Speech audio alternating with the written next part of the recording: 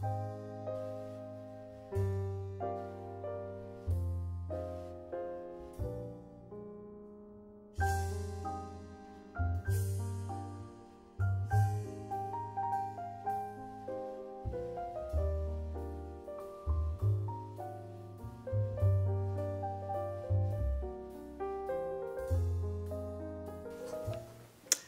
evening. My name is Carol Bleathman Wright, and I will start with the background from my grandmother's side of the family, Mary Isabel Sanders. She was born in Guernsey in 1894 to my great-grandparents William Henry Sanders and Alice Maria Osier.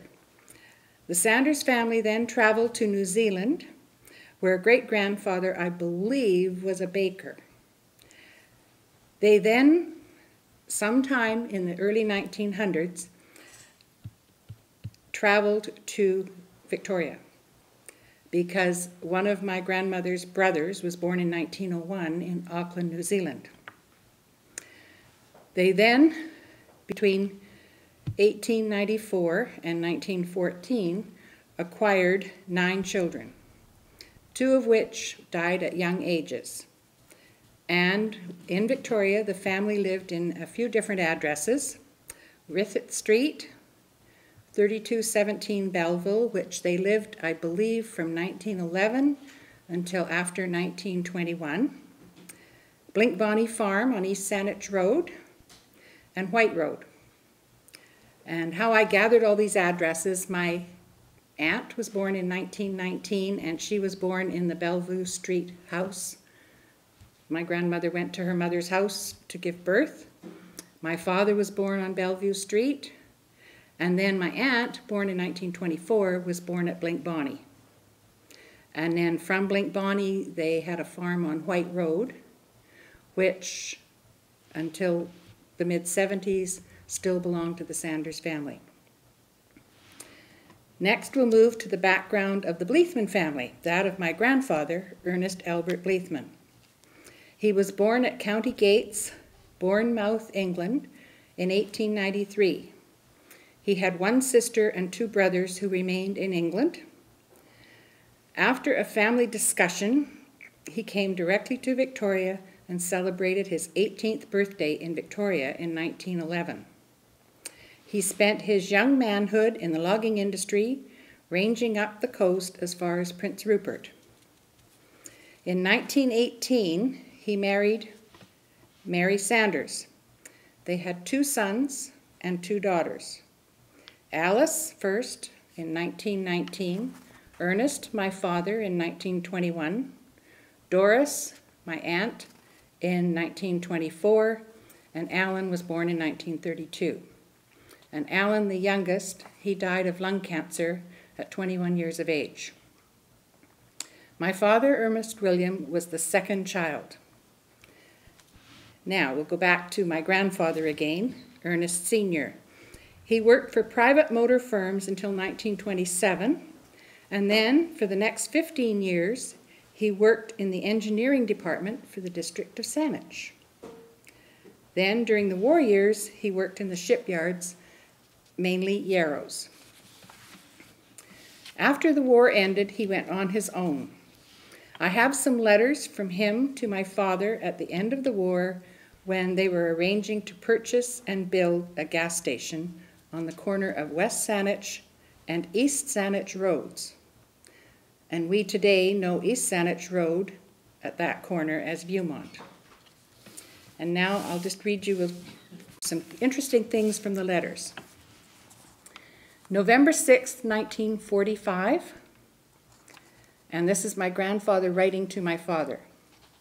I expect that you would be wondering how things are going out here and just what the situation is. I got through at Yarrows last Saturday, for the time being at least, as they have nothing on hand at present. As you have probably heard, I would like, if possible, to start in on my own account. I'm not getting younger. He was 55 years old. And think that it is now or never. Mother and I have looked over several possibilities, and 1 or 2 places are all out of reason. For example, that place of Guides at Langford. That used to be Jack Taylor's, a tumble-down building, 2 old-style pumps, and no stock or equipment to speak of for $4,200. The BA Oil Company, formerly Union Oil, have been after me for some time to run a place on the old Royal Oak Hotel site, which I don't know if most of you know, it burnt down. And I believe Peter has a story he told me one night out here in the parking lot of walking through the foundation and the rubble going to school. I don't want to do anything on a lease or rental agreement, as there is too much danger of being pushed out of the company's convenience, but I have made them a proposition which, if accepted by them, will enable me to own the land and to pay for the buildings over a term of years. And I think there is a reasonable chance of the proposition being accepted. The chief difficulty that I have run into so far is obtaining a license from the Coal and Petroleum Products Control Board, without which it's impossible to go ahead. I had an interview with the chief clerk of the board today, and he told me that while I might get a license in any case, it would help my application considerably if I could show that it would re-establish an ex-serviceman. So, as far as I know, you have no definite plans following your discharge, so I'll try to put the situation to you as clearly as possible. And you and Dorothy, which is my mother, must make your own decision. In the first place, I do not want financial help. Whatever help you get from the government, you will need to set up a home. My mom and dad had just gotten married at that time. You must also consider that a business has to be built up, and for the time at least, it will be poor pickings. Further, neither you nor I are very familiar with the latest tune-up on electrical work. We shall have to brush up considerably on that, and it may be that such a course would be available to you from the government as part of the re-establishment process. Perhaps the most difficult thing to be considered, though, is whether you and I could get along together. I don't say this in any unkindly manner, but perhaps if you think a little, you can see in the circle of your own acquaintances instances where a father and son, both decent fellows individually, just don't hit it off as well as they should. As to myself, and this is my grandfather, remember speaking, I know that I want things done my way and am impatient when they don't go right. And last night when my husband was reading this, he looked at me and he said, "And now I know where you get it." However, if you think it's worth a try, just say so. I think it will be an uphill fight to get things going, but given a couple of decent years and an even break, there should be a decent living on that corner for 2 men. It may be that at first one would have to take on a little outside work when available, but that shouldn't last long. And then it goes on to say, as to living quarters, we don't know just yet what we shall do. If I get a license, I shall look for a small place, even an old one for the time being, as close as possible to the job. Well, what happened is they sold their house on Lovett Avenue, and my aunt and uncle, Alice and Cam Wallace, were living on Quadra Street at the time, and they were living in a 1-car garage with 1 child, and my grandmother and grandfather and my Aunt Doris, who was still at home, and my Uncle Alan, who was still at home, all lived in that 1-car garage for a period of time. Very cramped quarters. So, this place could be easily sold at a good figure, but no use unless we have a place to go where we want it. So, this is what he'd written at that time, but I just gave you the story of what they actually did. And then they say, Mitchell's Place, formerly Elsie Taylor's, sold last week for $7,200. I have written out a letter which, if you think it worthwhile, I would like you to copy in your own handwriting, sign it, and send it back so that I can attach it to my application for a license. Do it as soon as you can, but take some time to think it over. I don't want to rope you into a situation you wouldn't care for, but of course, if we tried it and found it just wouldn't work, you could get out without any financial loss. I don't know of anything else to write just now. I've been busy for the past 2 days between the oil business and the selective service, but I'll have to hunt for something to keep me going until something definite occurs. There's not much going here now, and he was offered a job, but it was in Prince George, and he didn't want it. And then he says, Mother sends you news, and I'll say so long for now, your dad. So that was the first letter, and it was on November 6th of 45. And my dad was stationed in Halifax at the time. So the second letter, your letter of November 10th, arrived today. So evidently there's been rough weather across the continent, as that is more than slow for airmail. However, you did not need to hurry your reply, as I told you in my last letter that I have done all that can be done at this time. And now we can only wait and see what sort of reply the Eastern Office, and that's of the oil company, makes to the proposition or what alternative they suggest. I have reason to be little optimistic on the score, as I can't say why here, but I'll tell you sometime when you're out here. So there was something going on that he wasn't going to put in a letter. After I have made an agreement with the company as to financing and the plans for the building, those plans have to be okayed by the Saanich municipality and then sent to Vancouver to get the license to build. I have been informed by Johnny Johnson that the restrictions on the buildings this tight may be lifted by January 1st. So for whatever it was with the petroleum board and the gas station and the type of building, it all had to be approved in Vancouver, but they were hoping that by January 1st of 46 it would be lifted. A copy of the plans also has to be sent to the Petroleum Board with the application for the license, so that you can see that it will be some time before we can really start pumping. And Hugo Allen, who was one of the employees that my grandfather worked with at the District of Saanich, has been very good in drawing sketches, etc. for me, and has promised to see the blueprints and surveying if it should be required. I don't expect to meet any trouble from Saanich. In fact, some of the people out there would be glad to see the property in use. I attended a meeting last Tuesday when a number of the BA people were present, and I must say they made their business policies sound quite attractive. And why they wanted that building on that corner or something there is that's where the municipal hall was in Saanich at the time, across the street. Evidently, I did not make myself quite clear as to finances in my last letter. But I do want you and Dorothy to be quite satisfied that they don't want financial help. So my grandfather was quite concerned that he didn't want my dad's money from being discharged from the services. He wanted them to hang on to that for other things. You're going to need all that you have to get together to set up your own home, and that is the best use you can make of your money. I quite agree that building should be easier in a year or so, but in the meantime, hang on to what you have for that purpose. And then he says, the district around Royal Oak is building up rapidly. Now, in fact, there are over 40 places going up within a mile of it right now. And that would be down in where Dieppe is, where Diana's parents built their house.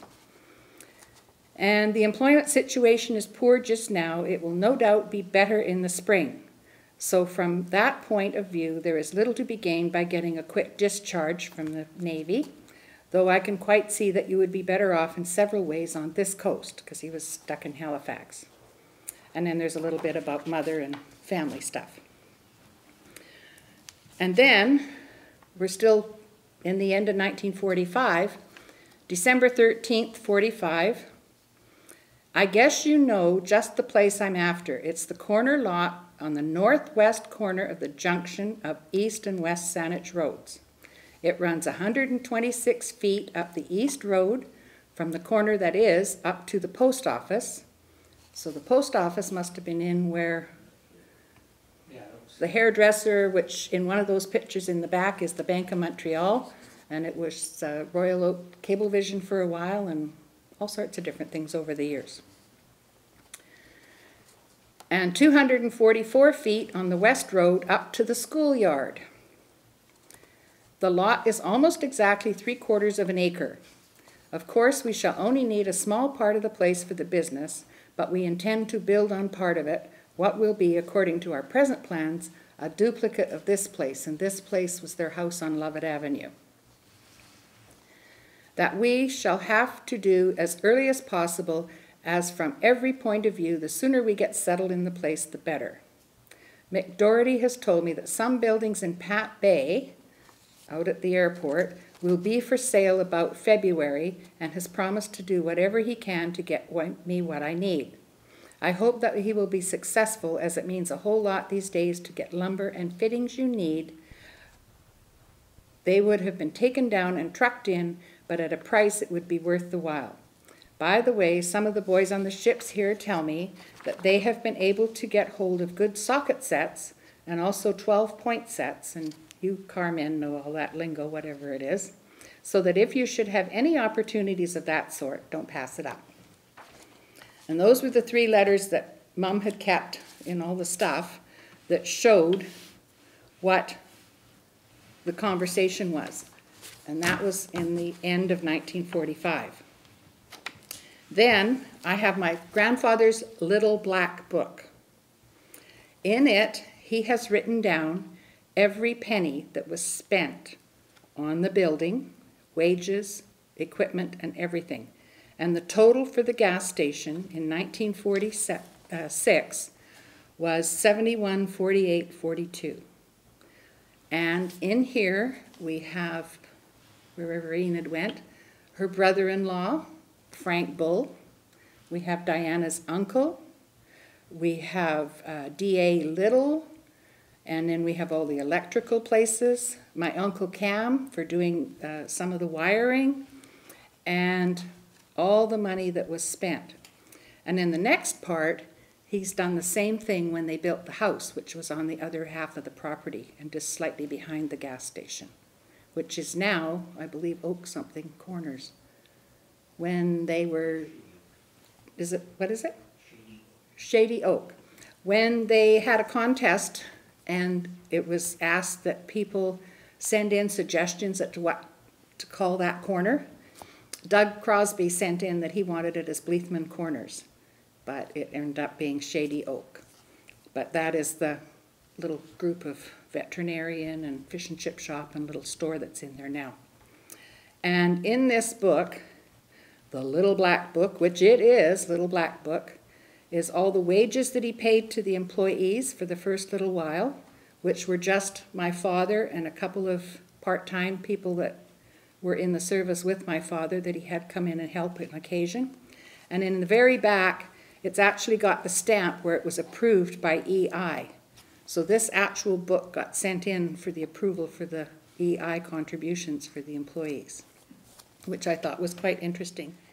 My grandmother and grandfather lived in the house behind, and I would go to school at Royal Oak. My dad would work, drive me to my grandmother's house. He would go to work at 8 o'clock in the morning, and then I would walk from there down to the Royal Oak Elementary School. And we were the first class in the brand new grade 1 Royal Oak School. And there was Diana and Margaret and I, and we're still here today. And Margaret's off somewhere in the sun. And then he retired 10 years later at 65. In 1958, they retired, they went on a rural cruise. They sold the house to Doug Crosby, the druggist that was in Royal Oak Shopping Center, and his family lived in the house. And the Gulf Oil purchased the gas station portion of the property, and it was subdivided off. And then my father started leasing it from the Gulf, or BA Oil at the time, on the 15th of August of 1958. And now, and also the building, we had all the discussions in 1945 at the end of the year about buying the property and getting all this stuff going. And November 1946, they were pumping gas and open for business. Less than 1 year later. Now, we'll get into my mom and dad. My mother, Dorothy Graham, who was a longtime Victoria resident, and my grandparents and great-grandparents on the Graham side were so, and my father were married in July 1945. And once the gas station had opened, they could see their way, with my dad's money from the VLA, to purchase a 10-acre farm on Linnet Lane. They had only been there a short time when some well-meaning friend, in all good nature, donated them some bantams. Well, from there, more livestock. A cow for milk, more chickens, pigs for that much-loved ham we like. And during the 1950s, my father continued to work at the gas station, Modern Service.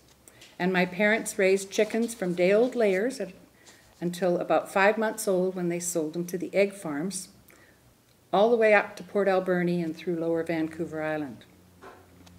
We had a few turkeys in the early 50s, and by 1962, we were up to 500 plus. December we dreaded. Every December, every turkey must be slaughtered, feathered, pin-feathered, cleaned, and on the 23rd of December there was trucks, panel trucks, delivering turkeys door to door to people that had ordered 500 turkeys for Christmas dinner. Then in 1962, that was the last load of chickens, or pardon me, the last load of turkeys. We had built a new house on the property on Linnet Lane. We were still living in the old house, and on the 22nd of December, all 500 turkeys were laying out in the basement, because it was nice and cold, waiting to be loaded in trucks and delivered. The turkeys got in the new house before we did. Then, that was the end of the turkeys, but the chickens were still going strong. And the chickens had taken over, and there was thousands at a time. We keep them till 5 months old, and then off they go. And at the time of my father's death in 1970, we had over 50,000 chickens on the property the day he died. Now we're going to revert back to 1958. In 1958, my grandfather, Ernest Sr., decided to retire and sold the building to Gulf Oil. My father leased the building back. Continued the gas station and the vehicle repair business. At this time, my parents were feeling the pinch. There was only my dad and one employee, Dick Varley. So when a car needed to be picked up or delivered to a customer, my mother would pitch in. She was already doing the books for the gas station and looking after multitudes of animals on the farm. In addition, there were times when money was short, and whether the farm was paying the bills for the gas station or the gas station was paying the bills for the farm, who knows at this point. Times got better, and in the late 50s and early 60s, other employees were hired, not all at the same time, but Bob Lindsay came to work with Dick Varley and my dad, and then he went off to work for National Motors, or one of those car companies selling trucks and cars. And then Bob Cuthbert, Enid's brother, worked there for a good long time and took his apprenticeship. And then Ken Dorman, who was in the Navy in the 50s, he came when he was off to help out. And that's just to name a few. During the 60s, Dad hired some of the local boys around the neighborhood and from school to pump gas. There were quite a few, and I can only remember some of them, so I'm not even going to try and remember names. I might remember one and not the other. Also, sometime during the 60s, BA was bought out and became Gulf Oil, and now, of course, it's Petrochem. In 1970, my father died suddenly, and that was the end of the chickens, the gas station, and everything else. Mom went back to work in an office, and the farm had to get rid of all the animals. And then, as I said earlier, my father was the only son to marry and leave children to carry on the Bleathman name. As I, a daughter, am an only child, the Bleathman name in Canada has come to an end with me. To ensure the continuation of the Bleathman name in Saanich, as my father and I have lived in Saanich all our lives, in the early 1970s, my husband and I officially registered and named the creek that passes from Maltby Lake through the southern portion of our property on Prospect Lake Road and drains into Prospect Lake as Bleathman Creek. And that concludes my background of the Bleathman family and the modern service station in Royal Oak. And I also have heard over the years some of your stories of my grandfather's and father's local garage. Bob Cuthbert, one day we get this phone call when he was working. He's been sent to the hospital. Don't ask me what he was working on. The automotive people will know that. But he had been badly burned. And there was times when Dick Varley had Grant King's race car in the shop, and my dad said it wasn't for working on race cars. Dick could work on it, but he didn't want the whole pit crew in there. This was an operation for business. There was equipment. There was all sorts of things in there. So Dick could work on it, but not the crew. And we've had various different little stories come back.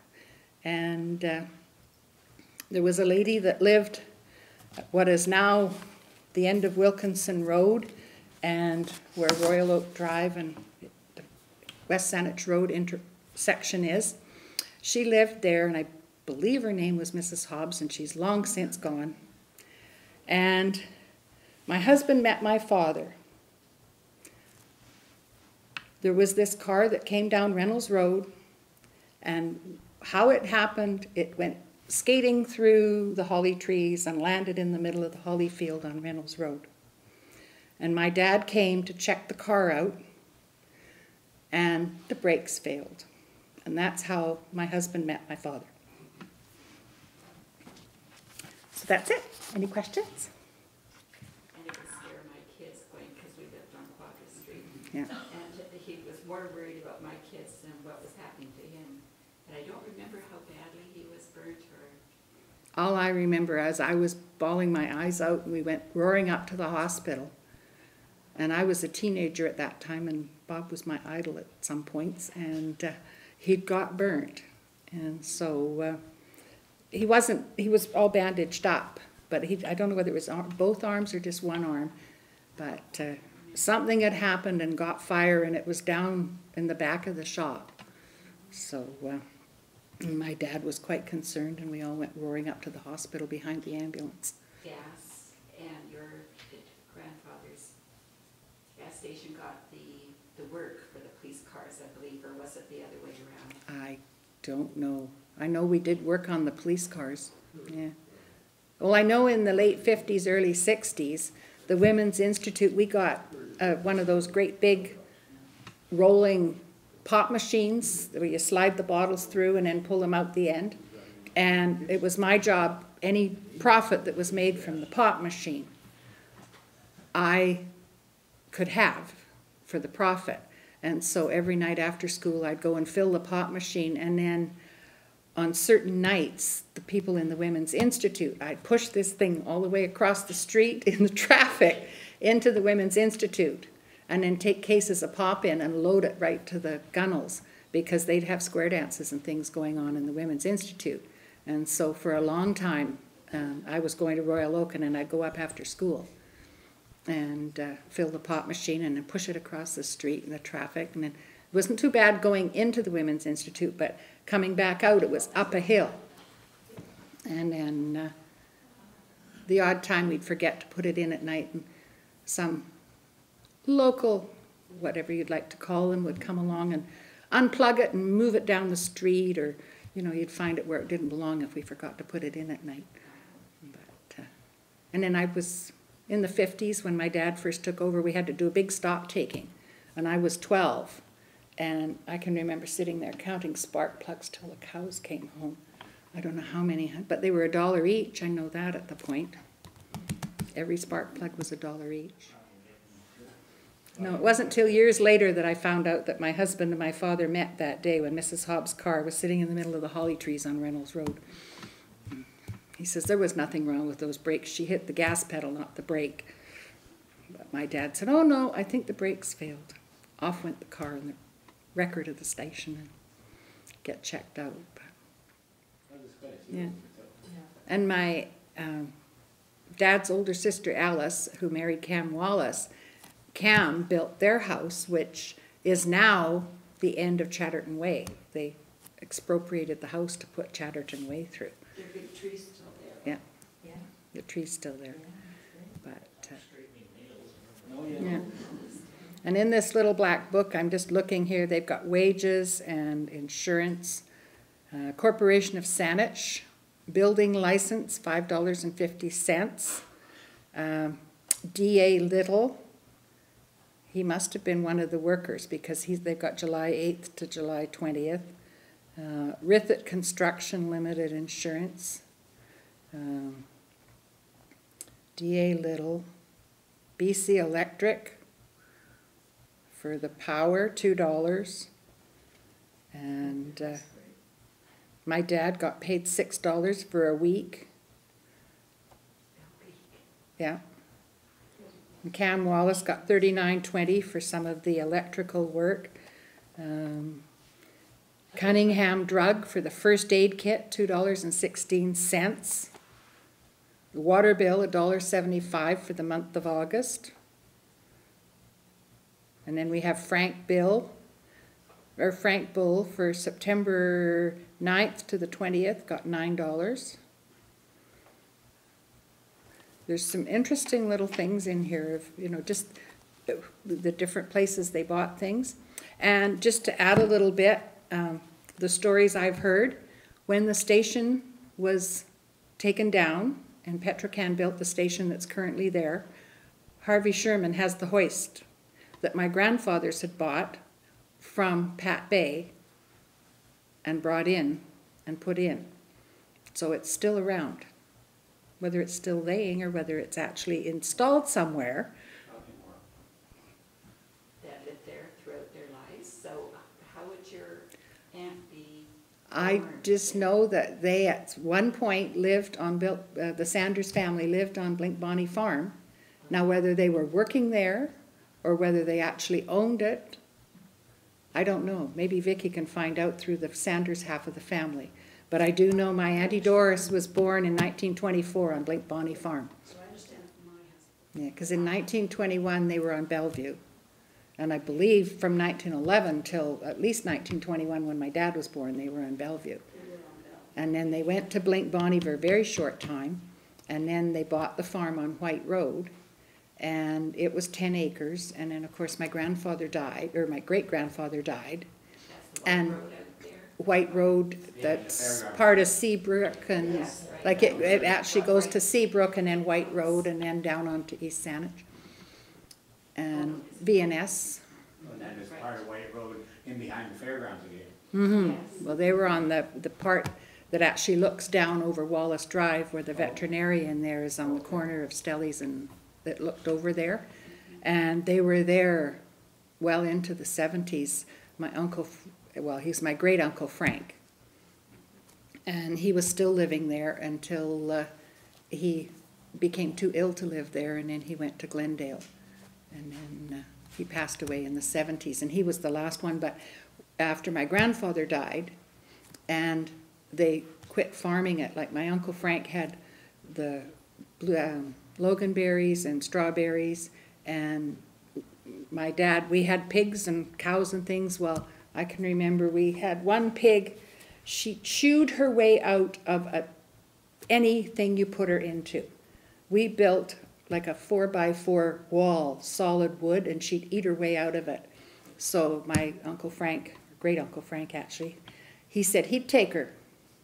So we bundled her in the truck and took her out there, and much to his astonishment, she was about to give birth, and the neighbor phoned and said, "Would you like to get your pig and all her baby pigs out of my basement?" Because she'd eaten her way out of the pig pen.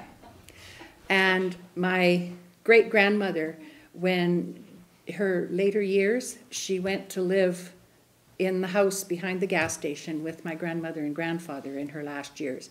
And then she was living there when she died in 1952. But Uncle Frank remained on the property until he couldn't look after it anymore. And then when he died, Vicky's father-in-law, my great-uncle Bill, sold it when he'd cleaned up the estate. Yes, and quite a few of Uncle Frank's implements that were on the farm ended out at the Saanich Artifacts on the Pat Bay Highway there.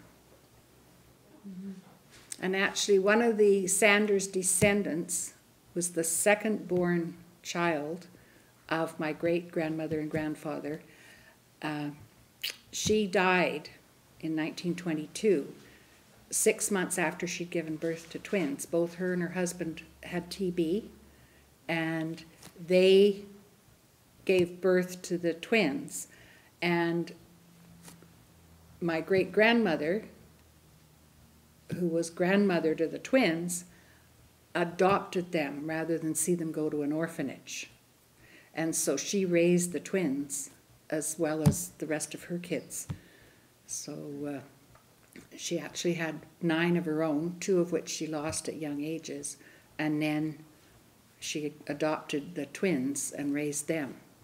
And then the last twin just died on Christmas Day last year, and her family did a little story that Alice May had told all of us of her quitting school and working on the farm and doing the berries and all of that stuff after my great-grandfather died, because she had to stay home and help Grandma with the farm, and that was on White Road. So, and they actually just live behind us here on Falaise Drive. As you're coming in and you make your left to come here, you turn right and they're the second house up. So they've been in the neighborhood in the 50s, 60s, 70s, and till they're still there. So it's a small world when you hook it all together. And I can add for Vicki that my Uncle Bill, her father-in-law, who was my grandmother's brother, has continued on, and Vicky's son has a son. So the Sanders family will continue, but a lot of them didn't have any children or had girls, so of course the names changed, and like the Bleathmans, the name is gone. And there is lots of Bleathmans still left in Basingstoke outside of London. But as far as Canada's concerned, there's none. I was the last Bleathman born in Canada that we're aware of. And grandson, isn't he? 11 years old. He's a son. And it was quite interesting. In 1975, I received a letter in the mail from London, and a lady, and I couldn't tell you her name right now, had passed away. And they were trying to find all her relatives. Well, all of her family, brothers, sisters, etc., had had no children. So, of course, when you die without a will, they go back up. And so they went back to my great-great-great-grandmother, who had married a Bleathman. And then they came all the way back down. And because my father died, I received part of the inheritance. And I got 41 pounds. And my uncle, my grandfather's brother, which is my great-uncle Reggie, he had numerous children, and he was in his 80s, and they had very little money. And he used to be Santa at Christmas to earn money to buy Christmas presents and have a Christmas dinner. And I just said, he can have the 49 pounds. And so I signed it all off, and I got the most glorious letter from Uncle Reggie, because that just meant the world to him. He didn't have to go and be Santa at the store that year for Christmas, because that money just made the difference for him. Which was quite moving, because I was reading the letter again today when I was digging out things. And he, of course, now is long gone, but anyway, that's it. Thank you very much. Thank you.